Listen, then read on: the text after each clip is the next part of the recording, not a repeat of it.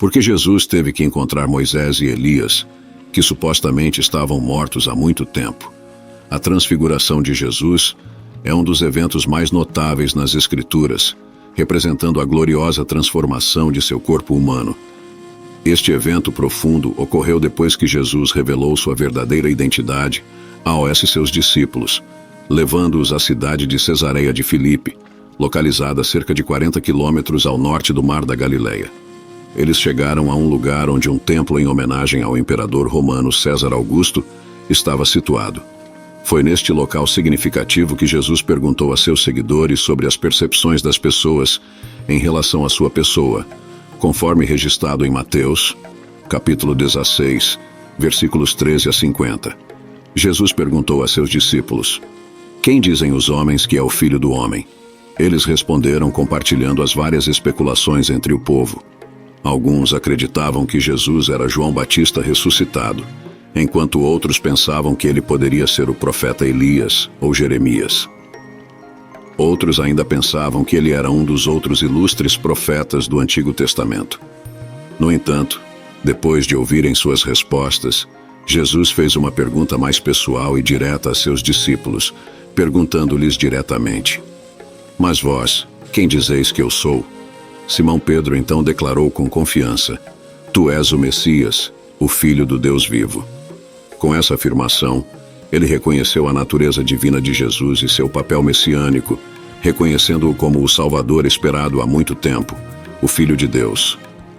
Em resposta às palavras de Pedro, Jesus disse: "Bem-aventurado és tu, Simão, filho de Jonas, porque não foi carne e sangue quem tu revelou, mas meu Pai que está nos céus.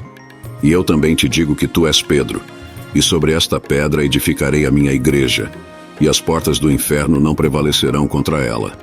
Mateus 16, versículos 16 a 18. Imediatamente após essa troca profunda, Jesus anunciou algo notável, um evento tão significativo que nem mesmo as forças das trevas poderiam impedi-lo. A partir desse momento, Jesus começou a explicar a seus discípulos sua missão. Ele iria a Jerusalém, sofreria nas mãos das autoridades religiosas, seria crucificado e ressuscitaria no terceiro dia. Essa revelação lançou as bases para a mensagem do Evangelho. Após 6 dias, Jesus levou Pedro, Tiago e João a um alto monte, onde ele foi transfigurado diante deles. Seu rosto brilhou como o sol, e suas roupas se tornaram tão brilhantes quanto a luz. Mateus 17, versículos 1 e 2.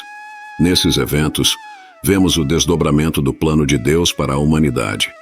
A confissão de fé de Pedro levou Jesus a afirmar o estabelecimento de sua igreja, significando uma nova aliança e um futuro triunfante.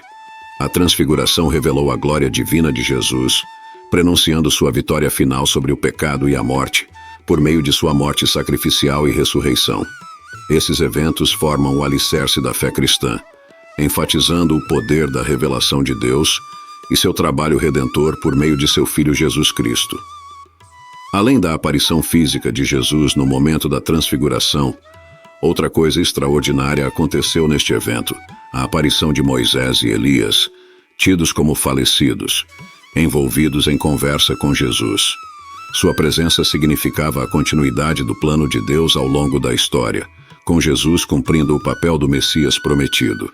Foi uma realização profunda para os discípulos, bem como a confirmação de Jesus como o Cristo, o Salvador tão esperado. A conversa que Moisés e Elias tiveram com Jesus ilustra a compreensão cognitiva e a comunicação daqueles que já partiram e agora fazem parte do reino de Deus. Eles simbolizam aqueles que serão arrebatados sem experimentar a morte, como Elias, e aqueles que partirão e estarão com o Senhor, como Moisés. Juntos, eles representam todo o Antigo Testamento, com Moisés incorporando a lei e Elias representando os profetas. Este encontro extraordinário de Moisés, Elias e Jesus, ao lado dos discípulos, simboliza a unidade do Antigo e do Novo Testamentos em torno de Jesus. É por isso que Pedro, percebendo a profundidade do momento, sugeriu a construção de 3 abrigos para Jesus, Moisés e Elias. Pedro ainda estava falando quando outro evento extraordinário aconteceu. Uma nuvem brilhante os envolveu, e uma voz da nuvem proclamou: "Este é o meu filho, a quem eu amo. Os discípulos, sobrecarregados por essa revelação divina, caíram com o rosto no chão, cheios de temor e reverência. Esse evento monumental, registrado em Mateus 17, versículos 4 a 6, oferece uma visão da glória futura, quando Jesus retornar para estabelecer seu reino eterno.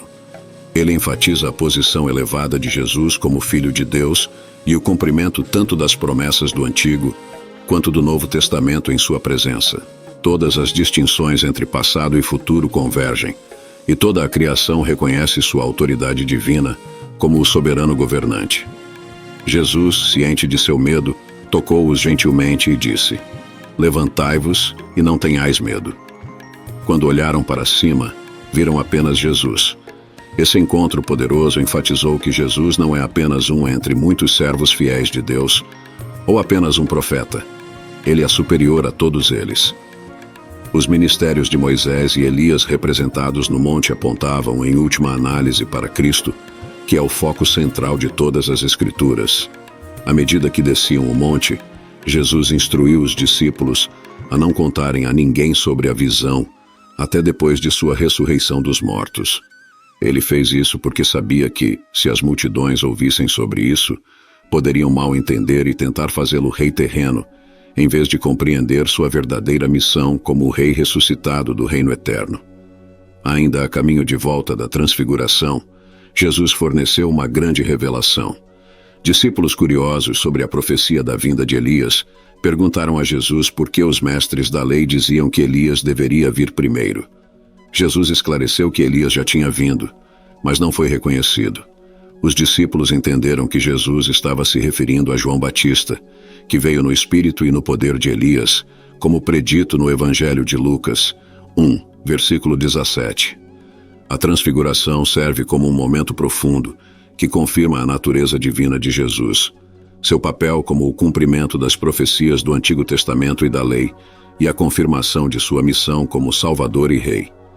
A presença de Moisés e Elias enfatiza ainda mais a continuidade e a culminação do plano redentor de Deus na pessoa de Jesus Cristo. A cena da transfiguração de Jesus representa uma visão de seu reino vindouro em toda a sua plenitude.